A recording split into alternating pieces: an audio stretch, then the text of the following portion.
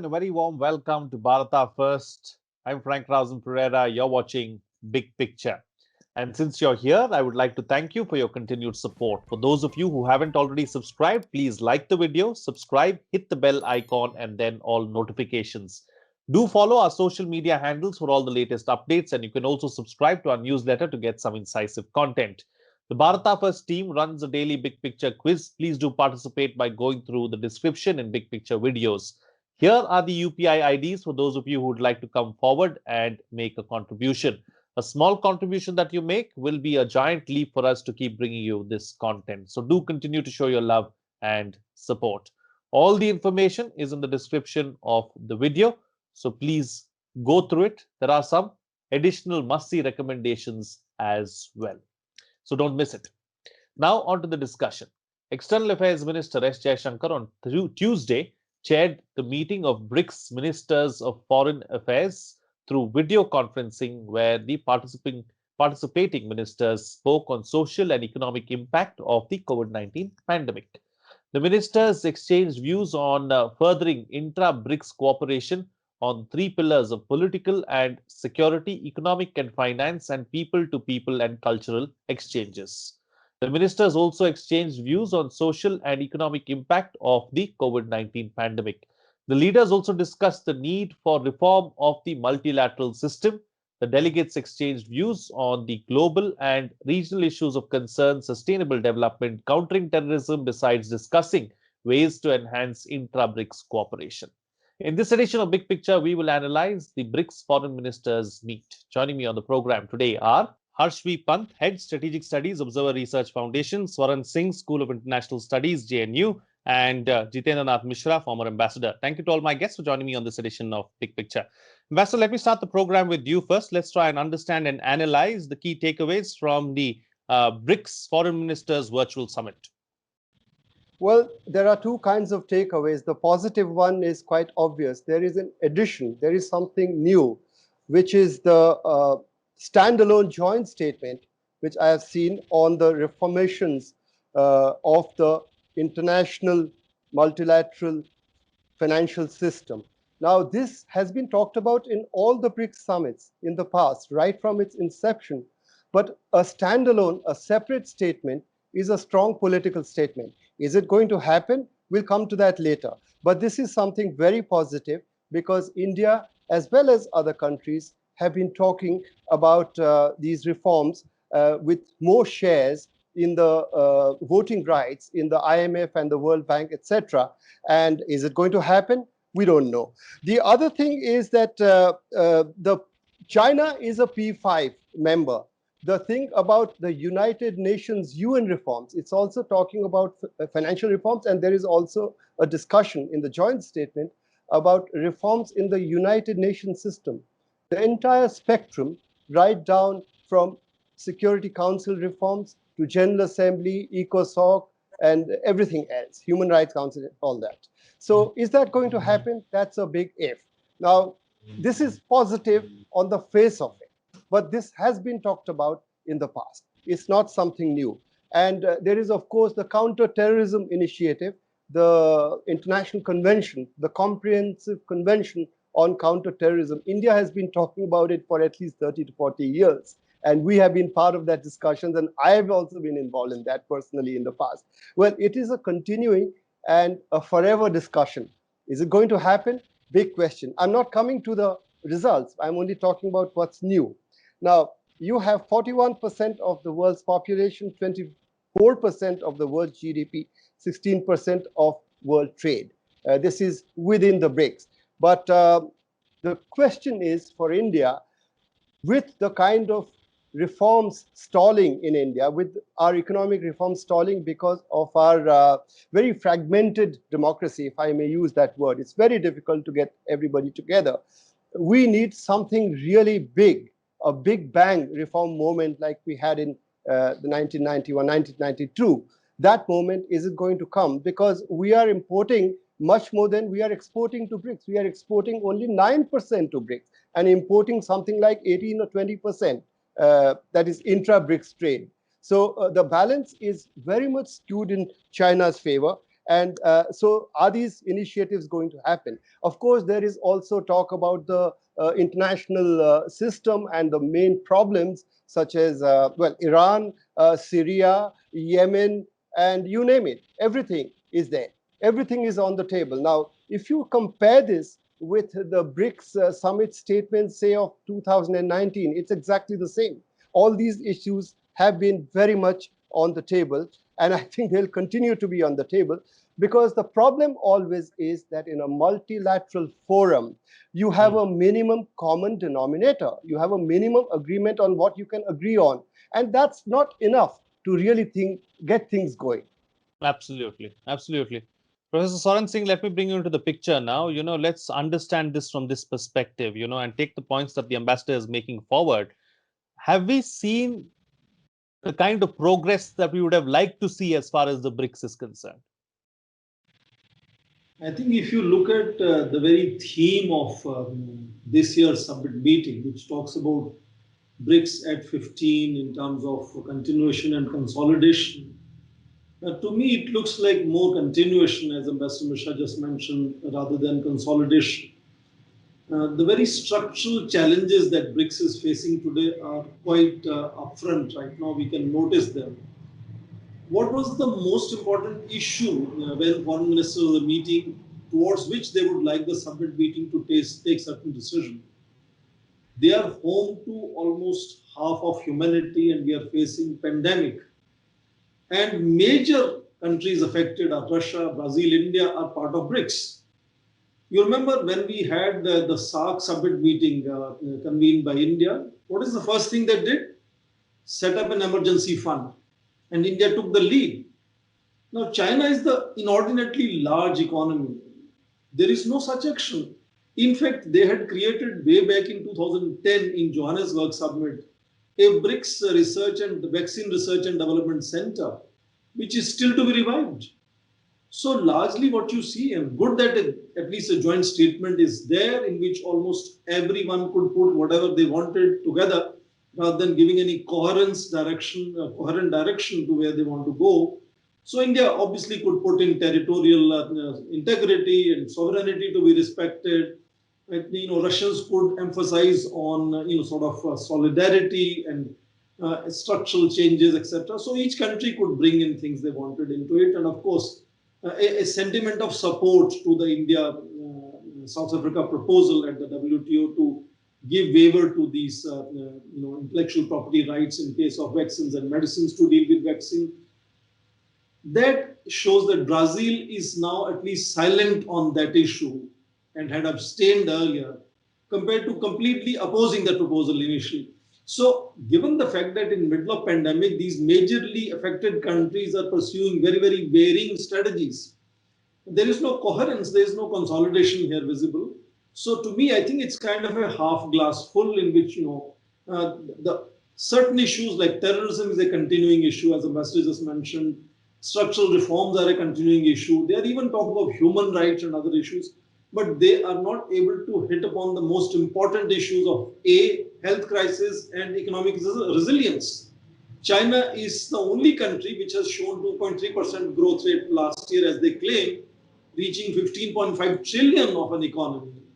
But there are no, other than lip service and sentiments, there are no hardcore. They are even talking of reviving the nuclear deal vis-a-vis Iran or other issues. They are peripheral issues to me. Good that they have said something on it instead of not saying anything at all. So joint statement is a good news, but at best, I think it can be called half glass full, nothing more than that. Absolutely. Professor Pant, let me bring you in now. We've seen off late some of the other groupings actually getting a lot more traction than something like the BRICS. And is that something that we are going to see going forward as well? Because, the Quad has taken on new proportions. So have other groupings that have the United States in them. The moment the moment China comes to the picture, I beg your pardon, we seem like, the world is a little reluctant really to take it forward. Thanks, Frank. I think, both Ambassador Mishra and Professor Singh, I think, are being relatively more generous with BRICS. My sense is that the glass seemed to be disappearing, in front of our eyes.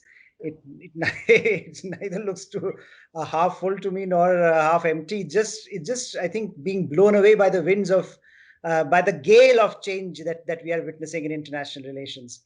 So I mean, see, the fact that BRICS happened itself perhaps points to an underlying desire, perhaps in these nations, that a grouping has a fundamental role in some ways to the kinds of crises that the world is facing. And if you recall, the whole argument around multilateral reforms was and when BRICS had started, even before BRICS, its precursor RIC had started.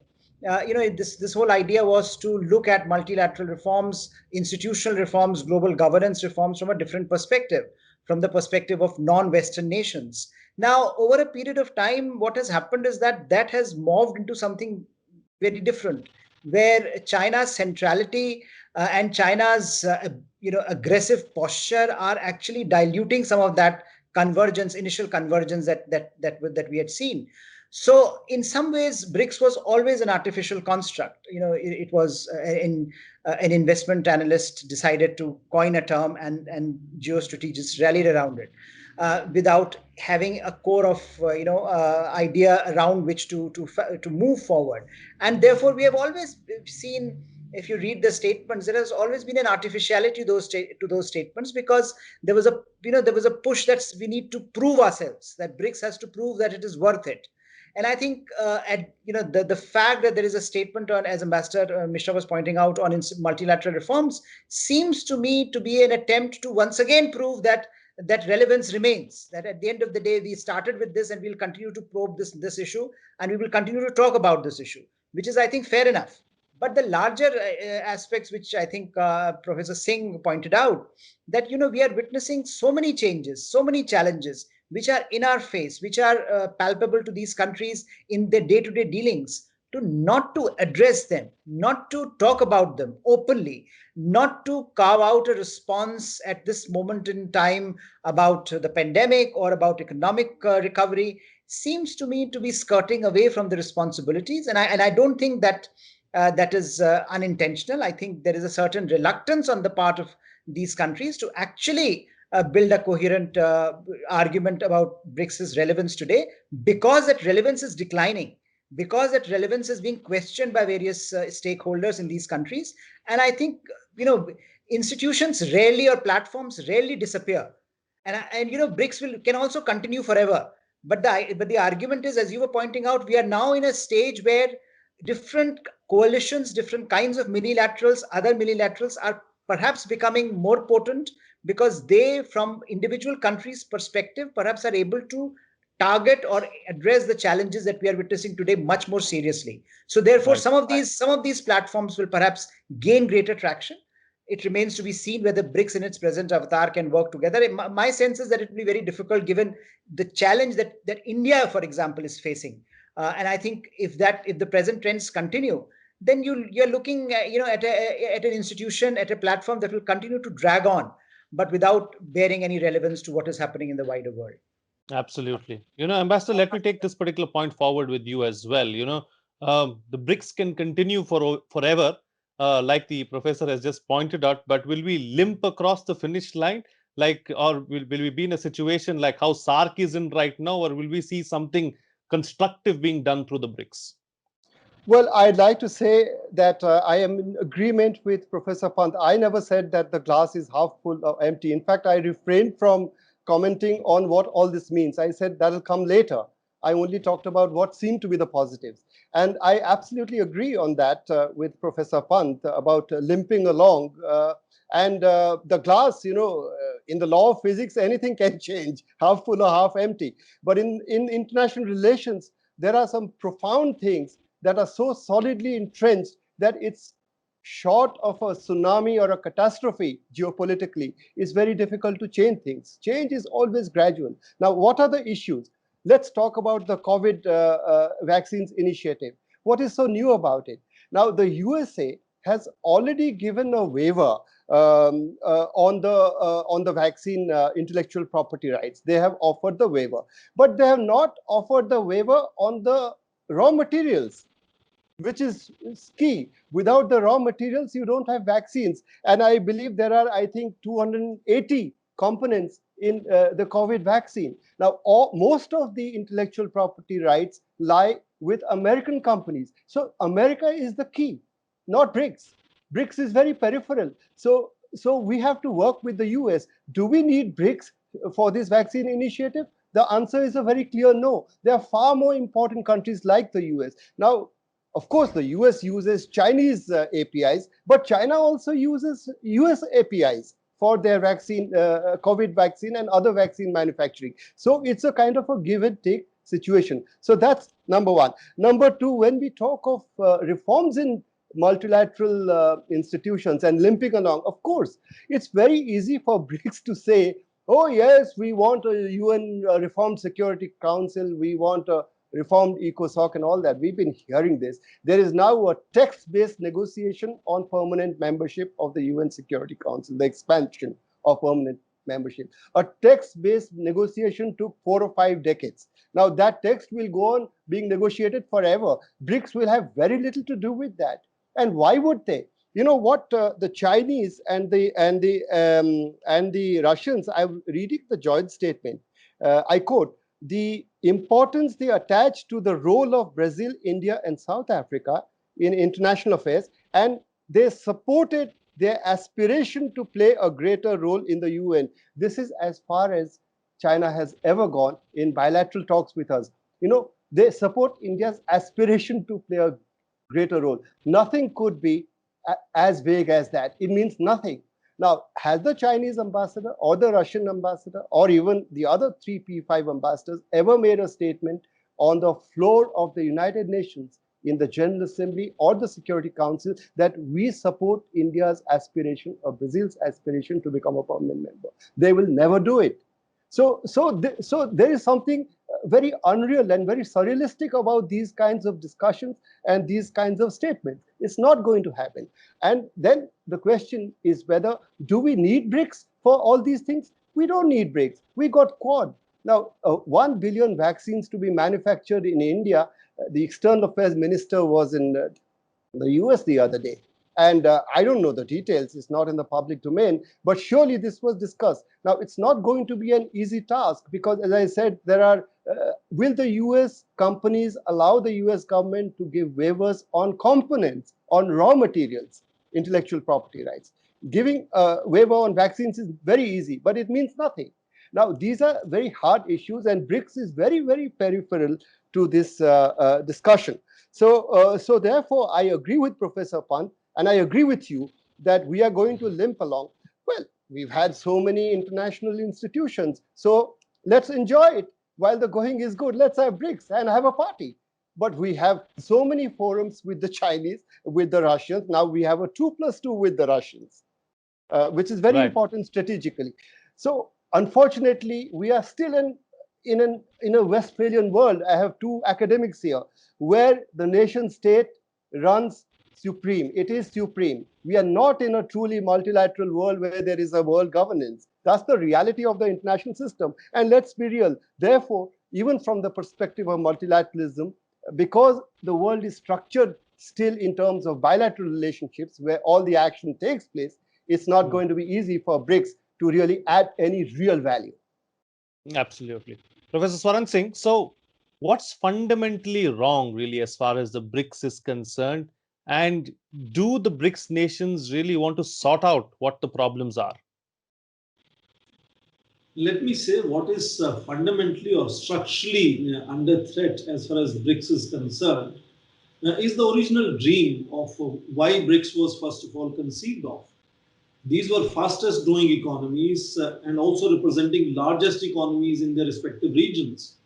And they obviously provided opportunities for Western dollars investments with great per dollar returns. And their coming together was a good assumption that then they can bargain and see what sectors and on what terms investments would happen and could, co-prosper with that whole process.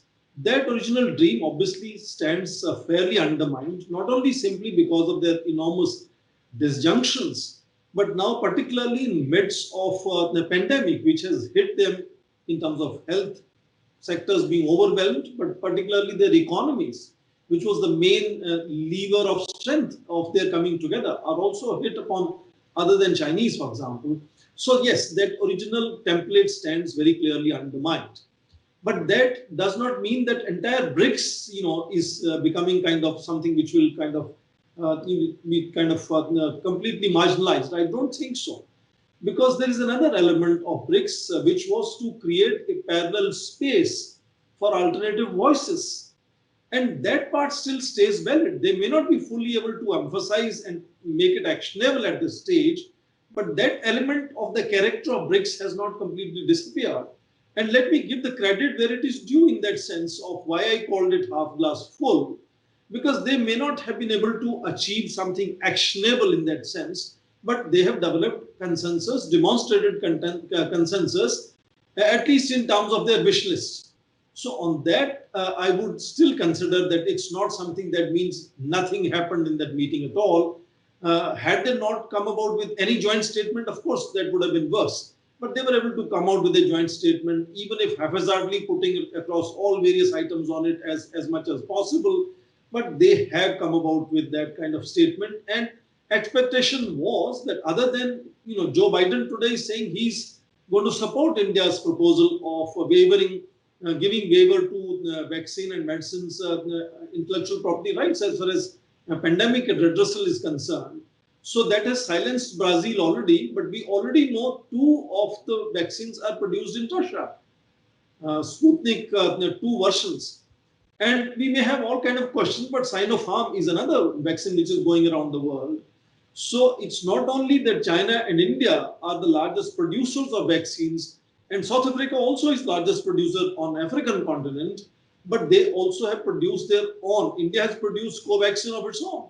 So can there also be certain kind of arrangement where they can kind of work together? You saw what happened in Quad Leaders Summit meeting. They agreed immediately to create a working group, actionable working group to deal with pandemic redressal and of course on new technologies, critical technologies and climate change. So one would have expected BRICS also to kind of take some real decision on what to do with their BRICS Vaccine Research and Development Center, to put it into action, allocate some resources, also to kind of some working group for developing understanding on these various vaccines that Russia, India, China have produced. So I am sure there was much more possible to deal with immediate crisis and at hand. But yeah, of course, they were not able to do that. Nevertheless, they have not come out with complete disagreements showcasing that they can't work together anymore. So they have still listed a whole range of issues where, at least in terms of their wish list, they stand together. And I think it's a great gain that at bilateral level, Chinese have said that kind of language of seeing India playing a greater role in international affairs. Now, the same sentiment has now come into a multilateral joint statement. To me, that is a step forward. Ideally, a diplomat should be saying such a nuanced expression of a step forward. But as an academic, I see that as a step forward. So in that sense, half glass full is how I still describe it. One was expecting much more to happen because given the circumstances in which we are and the leverages which these countries carry, and they could have come together and done much more. But obviously, I assume that maybe the time between now, the foreign ministers meeting and the summit meeting that takes place, there could be some kind of brainstorming to push it a little forward than where we are today.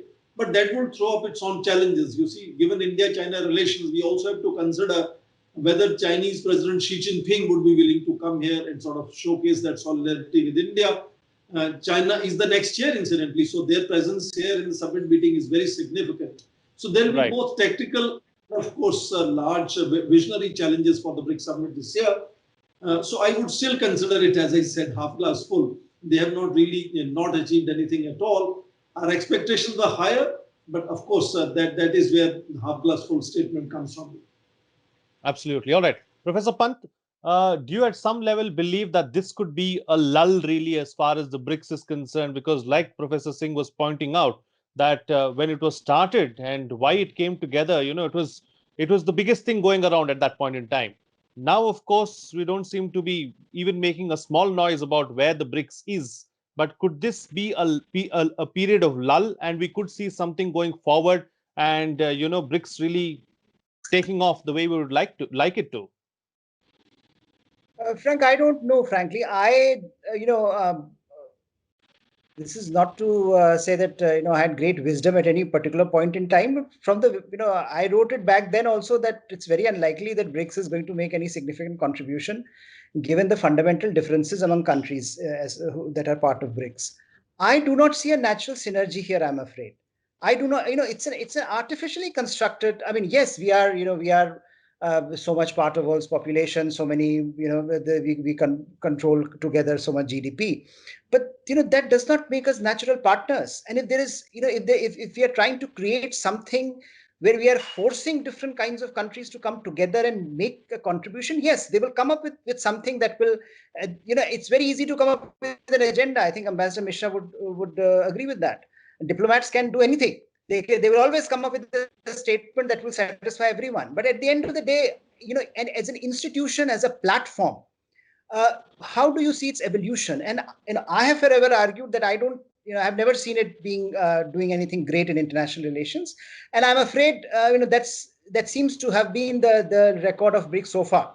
So I am not convinced that this is a lull. I think that the fundamental nature of this organization is such, or this platform is such, that to expect anything from this can be potentially problematic, or has been problematic. I have never expected much, and I don't think we should expect anything much. I think the fact that it survives, the fact that countries, these desperate countries, still find something of value is good enough. Perhaps I think that is, if we started off with that assumption that desperate countries in different parts of the world, emerging powers with certain kinds of notions of global governance, can annually sit together and talk about certain issues. If that's the idea, then I think it serves its purpose. You have countries that come from very different backgrounds and very different agendas, and they can come together.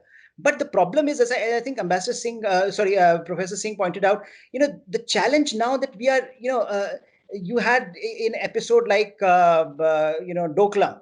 And then you had, everyone was talking about, well, whether can Indian Prime Minister go to China because China was hosting the next one, and therefore we could resolve Doklam because the Indian Prime Minister had to go there. And now we think that Chinese president has to come, so we have to present an agenda, we have to do something. I think the fact that we discuss these issues tell us a story about BRICS as to how complicated it is to make it function, how complicated it is to think of BRICS doing, coming out with substantive outcomes. So I think, if our expectations are modest, if we believe that this is the best that it can do, I would think that that's what we should hope for. I don't think a dramatic shift in BRICS' role in global politics is in the offing. I think the challenges going forward would be even more significant, even more challenging than we have seen so far. I think what we saw till the last 15 years has been the good period. It has been a period where actually these countries were not jostling with each other. Today, you have on every single issue, they are jostling. Even Indians and Russians are jostling vis-a-vis each other, right? So there is a challenge there. If you have three countries that originated from where the original concept of BRICS emerged, even they do not see eye to eye on most matters of geopolitics. And unfortunately, given the contestation in politics today, in international relations today, if you do not have that convergence, you will find it very difficult to move forward. The experience with Quad is symptomatic. At one point, no one took Quad seriously. It was supposed to, there was no real relevance for the Quad. People were making fun of Quad, different countries coming together. But now that contestation has happened, now that certain kinds of realities have emerged, Quad has suddenly assumed a life of its own.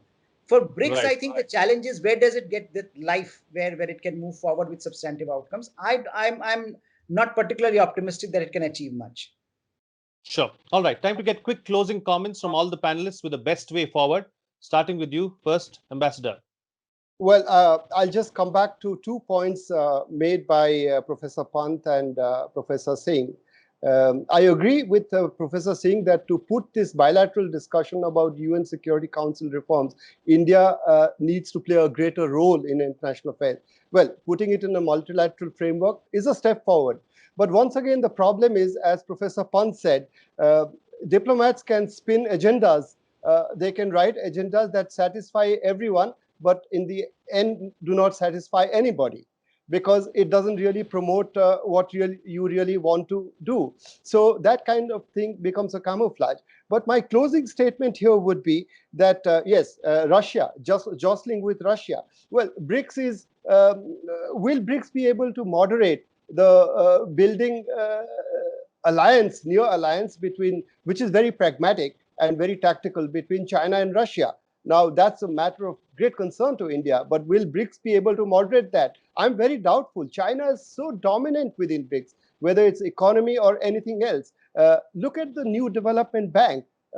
Closing statement. The new development bank was talking lofty things about working alongside established international financial institutions to supplement their efforts to lend more to many countries. How many countries are its members? As far as I know, I did a search today. The same BRICS countries are members of the bank. No additional members have come forward. So this is the reality, and this is the problem. And I would tilt a little bit towards Professor Pant in this, that Quad became suddenly important because of geopolitics.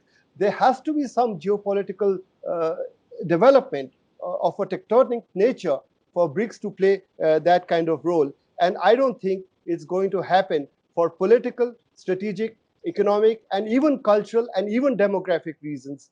I don't think that's going to happen in the near or even in the medium term. Absolutely. Professor Singh?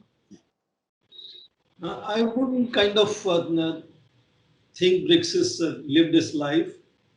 I would rather say that maybe BRICS is down but not out at this stage. And example of Quad was excellent. Quad in 2007 was brushed aside and became dysfunctional after one senior level officials meeting. But a decade later, it came up, and just in last 2+ years, it has really become center stage of global discussions. So circumstances could create situations for various multilateral organizations to come back to life. That's one. Second, in international relations, values and normative dialogues are good for public speaking. But what drives nations to come together with all kinds of other countries are interests. So it's not important to see that these countries should have a similar political system or foreign policy orientation, etc., etc. If their interests bring them together, they will really start sitting together and sort of working out solutions of their mutual irritations. And the last point here is to see that, as I mentioned, the political agenda is still very much alive and kicking. The economic agenda may have been undermined.